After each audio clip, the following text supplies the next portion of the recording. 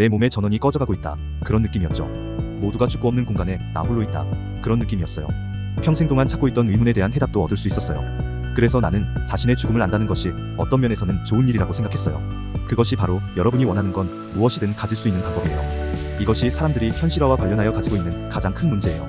여기가 바로 확언을 매우 강력하게 만드는 부분이에요. 우주는 여러분이 인생에서 원하는 것이 무엇이든 그것을 줄 수 있는 통로를 창조하고 싶어해요. 그러면 그 에너지와 빛은 여러분들에게 반응해 올 거예요. 예를 들어 돈 문제를 볼까요?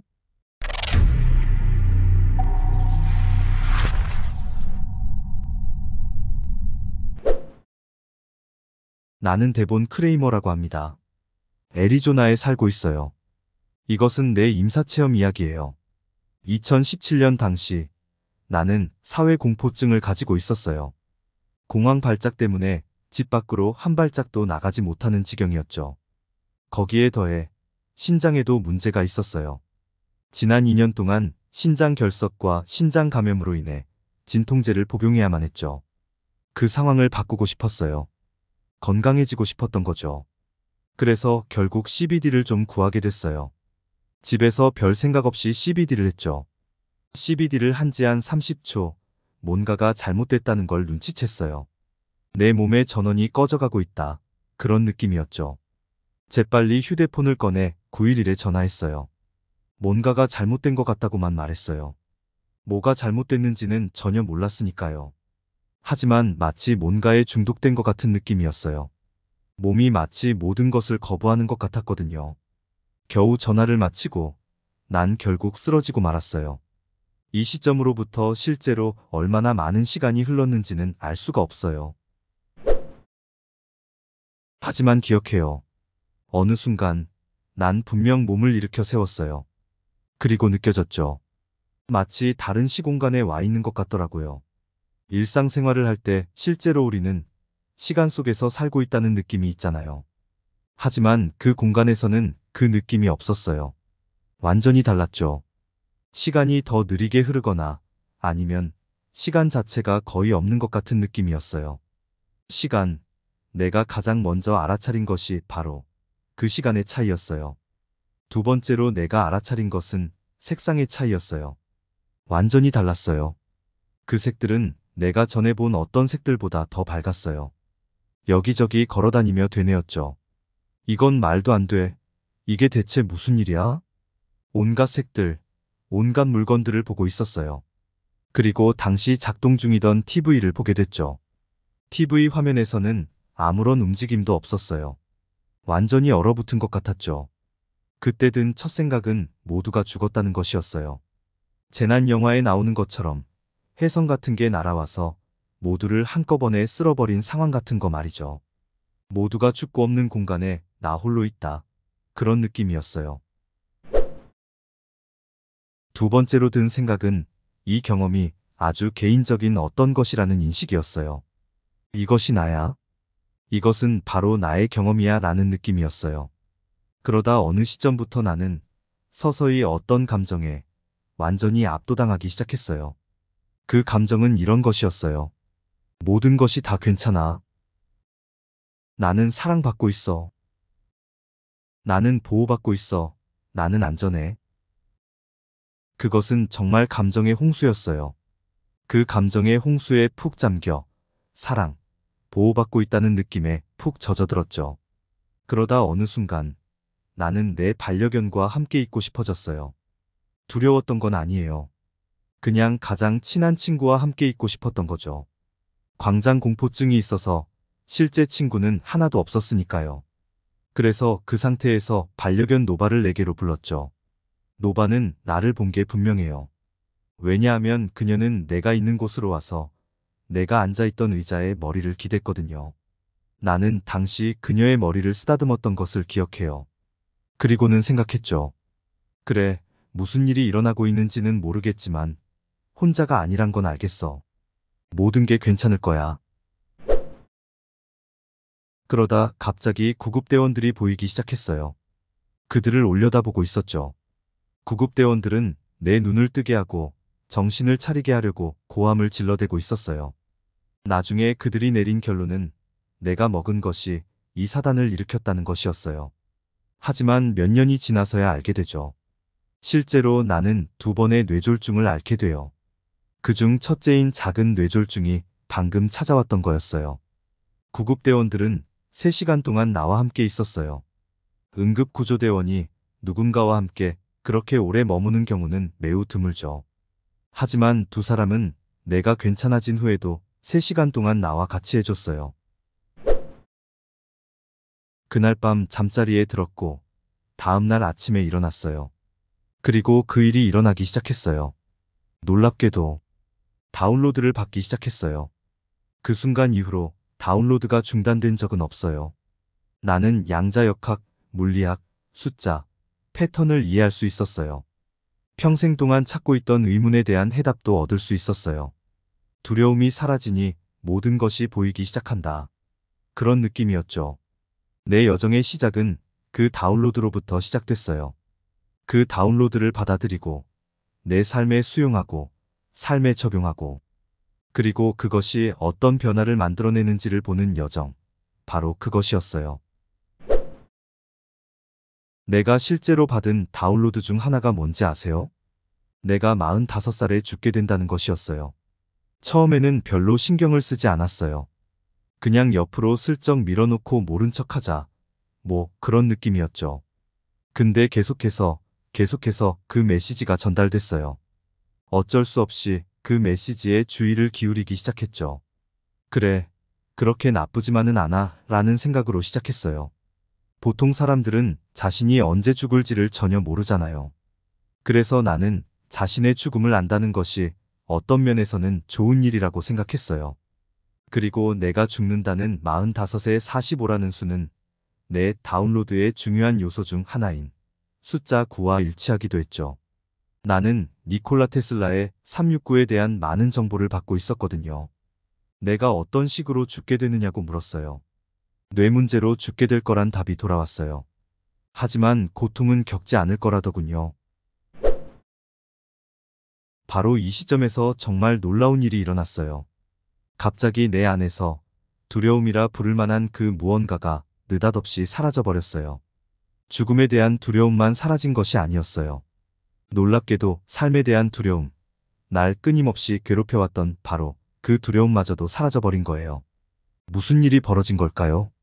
그 이유는 내가 임사체험과 다운로드를 통해 깨닫게 됐기 때문이에요. 무엇을 깨닫게 됐냐고요? 무슨 일이 있어도, 어떤 일이 있어도 나는 괜찮을 것이다 라는 확신이었어요. 이 확신이 확고하게 내 안에 자리를 잡았어요. 그래서 세상 밖으로 나가기 시작했어요. 지역교회에 가입했고 그들과 함께 일하기 시작했어요. 모임의 리더도 됐죠. 그들을 위한 오디오 및 비주얼 작업도 시작했어요. 매주 금요일 밤 200명의 사람들 앞에서 빙고 게임을 진행했어요. 상상해보세요. 자신의 집 밖으로 한 발짝도 나가지 못하던 사람이 200명의 사람들 앞에서 빙고 게임을 진행하는 모습을요. 보수도 받지 않았어요. 그건 순전히 봉사였죠. 나는 이 모든 사람들을 돕고 싶었어요. 항상 돕고 싶다는 마음이 들어요. 매주 토요일 노숙자들을 위한 점심을 만드는 일도 시작했어요. 내 인생은 최대한 사람들을 돕는 것, 그것이 전부가 되었어요. 그러던 어느 날 교회에서 일을 하고 있었어요. 그저 평범한 날이었죠. 귀 뒤쪽에 통증이 느껴지기 시작했어요. 통증이 점점 심해지다. 어느 순간 이러다 정신을 잃겠다 싶을 정도가 됐어요. 그래서 급히 병원으로 갔고 의사가 말했어요. 당신이 젊다는 건 알지만 아무래도 머리 쪽 MRI를 찍어봐야겠어요. 결국 실제로 뇌동맥류가 있다는 사실이 드러났어요. 내가 난데없이 쓰러졌던 앞서의 그날, 그 원인이 이제서야 밝혀진 거죠. 그때부터 모든 것이 하나로 합쳐지기 시작했어요. 내가 그날 쓰러졌던 이유는 바로 이 뇌동맥류가 경미한 뇌졸중을 일으켰기 때문이었어요. 갑작스레 쓰러졌던 바로 그날의 경험으로 인해 이번에 난 병원으로 빨리 갈 결심을 했어요. 그리고 그날 쓰러진 이후로 혹시나 하는 마음에 일부러 크게 무리를 하지도 않았어요. 그렇지 않았다면 분명 큰 출혈이 있었을 테고 그럼 위험했겠죠. 결국 다운로드가 내 생명을 구한 거예요. 그 순간 이후 사실상 게임은 끝난 거죠. 나는 내가 받은 모든 다운로드를 신뢰하기 시작했어요. 내가 할 수 있는 한 최대한 그 다운로드 받은 정보를 공유하는 작업도 시작했죠. 사람들을 가르치는 일도 시작했어요. 나는 우리 사이에 분리가 없다는 이 우주적인 개념을 믿어요. 그리고 삶이란 여러분이 지금 바로 여기에서 즐기는 무언가여야만 해요. 꼭 임사체험을 해야 하는 건 아니에요. 바로 지금 여기 있는 이 보물을 찾기 위해 굳이 죽을 필요는 없는 거죠. 이것이 내가 사람들에게 전하고자 하는 기본 메시지예요. 주변의 모든 것이 에너지잖아요. 그죠? 과학은 에너지를 생성하거나 파괴할 수 없다고 말하고 모두가 그에 동의해요. 모든 것이 에너지죠. 우리 또한 에너지예요. 자신을 위해 할 수 있는 가장 좋은 일 중 하나가 뭔지 아세요? 인생을 살면서 얻고자 하는 돈이나 물건이 바로 자기 자신이라는 사실을 깨닫는 거예요. 실제로 자기 자신을 얻고자 하는 돈으로 보는 순간 여러분은 즉시 그 돈과 연결돼요. 사실 우리는 거리를 두고 분리를 만들어내요. 나는 여기 있고 돈은 저기 있다. 나는 돈과 달라라고 말하죠. 결국 실제로 분리를 만들어버리는 거예요. 자신과 다른 모든 것이 에너지라는 사실을 깨닫는 것. 그것이 바로 여러분이 원하는 건 무엇이든 가질 수 있는 방법이에요. 가지고 싶은 차, 원하는 집, 그냥 자신을 그것들과 정확히 똑같은 에너지로 여겨보세요. 그 모두가 함께 올 거예요. 왜냐하면 에너지는 같은 에너지를 끌어당기기 마련이니까요. 실제로 서로 반발하는 것은 자력뿐이에요. 여러분의 마음이 어떤 식으로 작동하는지를 한번 볼까요? 여러분은 하고 싶은 생각은 무엇이든 할 수 있고 그 생각이 어떤지에 대한 비판은 받지 않아요. 신도 우주도 여러분의 생각을 심판하지 않아요. 우주는 오직 여러분이 내보내는 것, 바로 여러분의 진동에만 반응하거든요. 우주를 이해하려면 에너지 진동과 주파수의 관점에서 생각하라는 니콜라 테슬라의 말을 떠올려 보세요. 그는 우리 모두가 에너지에 둘러싸여 있다고 말하고 있어요. 여러분의 생각이 바로 그 주파수예요. 실제로 무언가를 하기 전에 우리는 먼저 무언가를 생각해야 하잖아요. 그런 다음은 진동이 있어야 해요. 진동은 여러분이 하는 말, 느끼는 감정, 그리고 실제로 하는 행동이 만들어내요. 그 모든 것들이 진동을 만들어내요.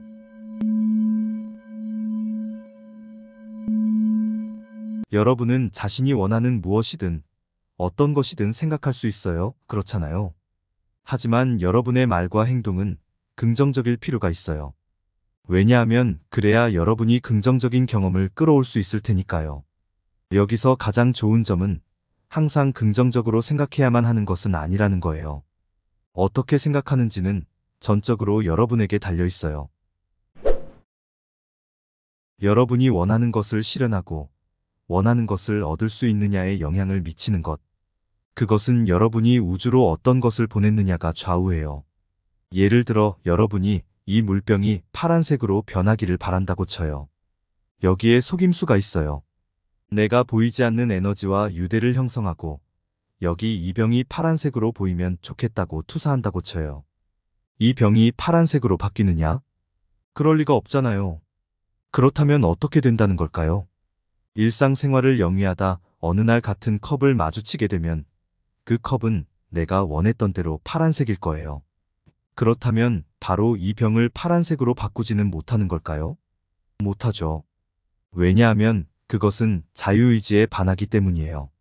누군가가 여러분에게 다가와 나는 당신이 파래졌으면 좋겠어 라고 했고 정말로 여러분은 파랗게 변해버렸어요.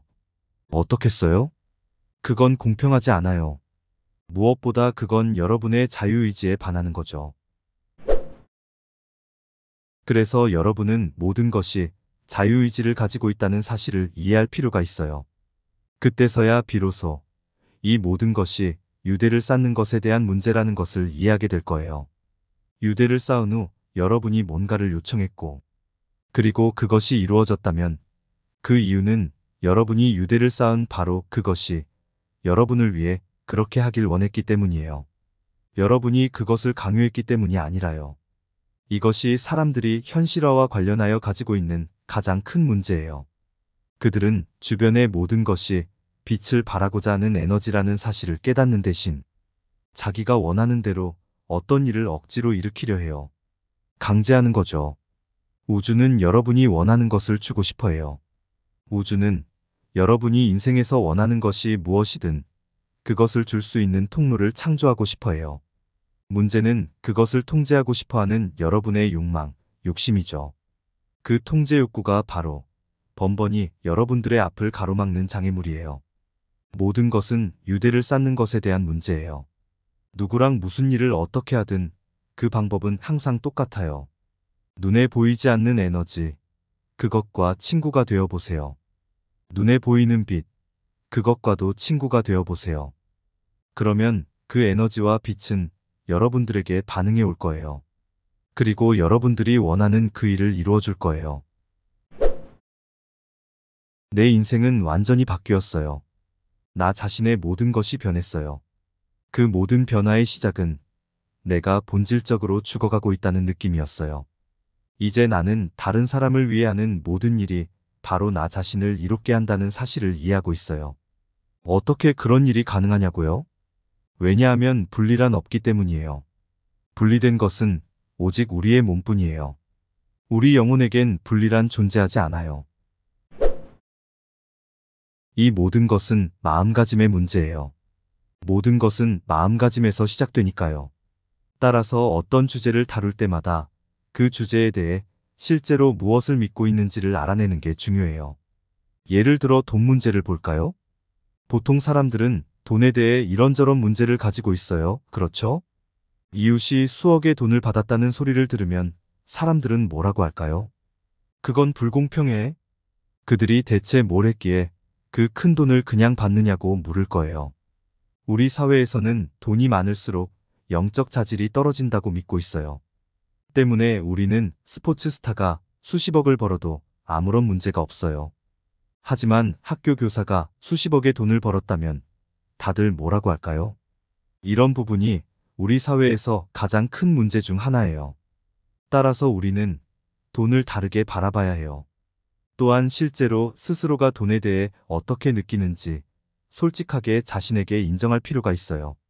이러한 과정을 통해 우리는 우리의 관점을 바꿀 수 있게 돼요.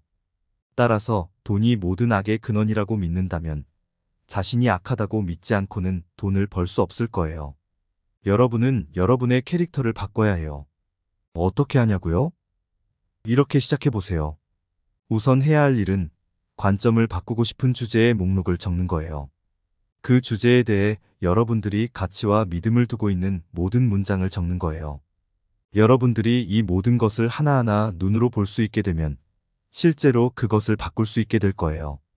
돈이 모든 악의 뿌리가 되는 대신에 돈에 대한 무지가 모든 악의 근원이라고 본다면 어떻게 될까요? 그 생각의 전환은 전체 역학관계를 완전히 바꿔버릴 거예요. 어떤 주제로든 이 작업을 할 수 있어요. 상대가 누구든 상관없어요. 연애를 예로 들어볼까요? 상대에게 당신은 내 전부야 라고 말하는 사람들이 있잖아요. 그 관계는 좋게 유지될 가능성이 낮아요. 왜냐하면 이 사람은 자신이 온전하다고 말할 수 있을 만큼 스스로를 믿고 있지 못하기 때문이죠. 내가 반밖에 안 되고 그 나머지 반을 채워줄 누군가를 찾는 식이라면 문제가 될 수밖에 없어요. 그것은 상대에게 압력을 가하게 될 거예요. 더 큰 문제는 우리가 상대에게 압력을 가하고 있다는 사실을 미처 눈치채지도 못한다는 거죠. 반대로 이렇게 하면 어떨까요? 나는 온전하고 완전하다. 그래서 내 삶을 당신과 나누고 싶다가 된다면?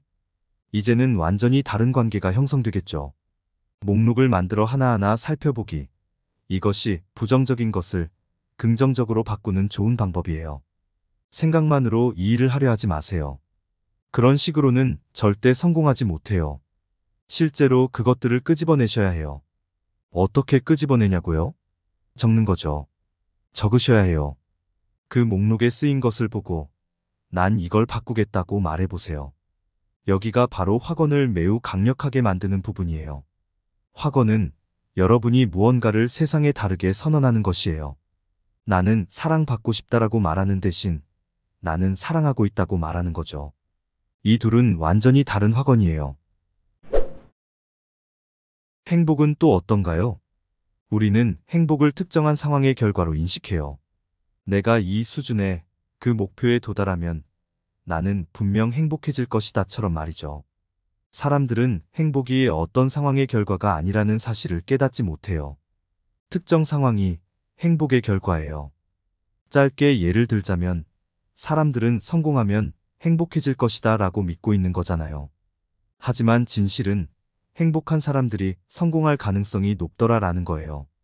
조금만 생각해보면 금방 수긍하실 수 있을 거예요.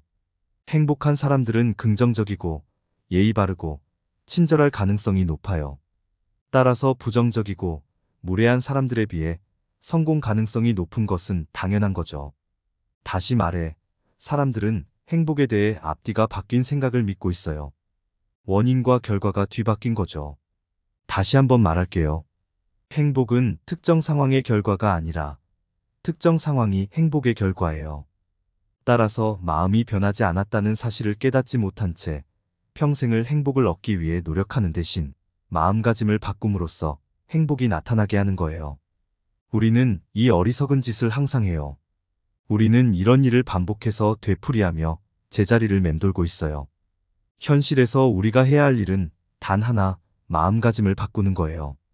이 시점까지 우리가 배운 모든 것은 다른 누군가가 해준 말들 뿐이죠. 누군가가 그랬을 거예요. 그거 원래 그런 거야. 그냥 그렇게 하는 거야 라고요. 극소수만이 자신만의 실제 경험을 가지고 있어요. 자신만의 개인적인 실제 경험을 갖기 시작하면 여태껏 배운 것들이 실제로 어떻게 작동하는지 보이기 시작할 거예요. 이 경험은 우주적이에요. 위에서와 같이 아래에서도 나에게 통한다면 여러분에게도 통할 거예요. 내가 임사체험을 했다고 해서 여러분과 다를 거라고는 생각하지 마세요. 내 목표는 여러분이 날 따라하는 것이 아니에요. 여러분이 스스로를 믿고 의지할 수 있도록 하는 것, 바로 그것이 내 목표예요.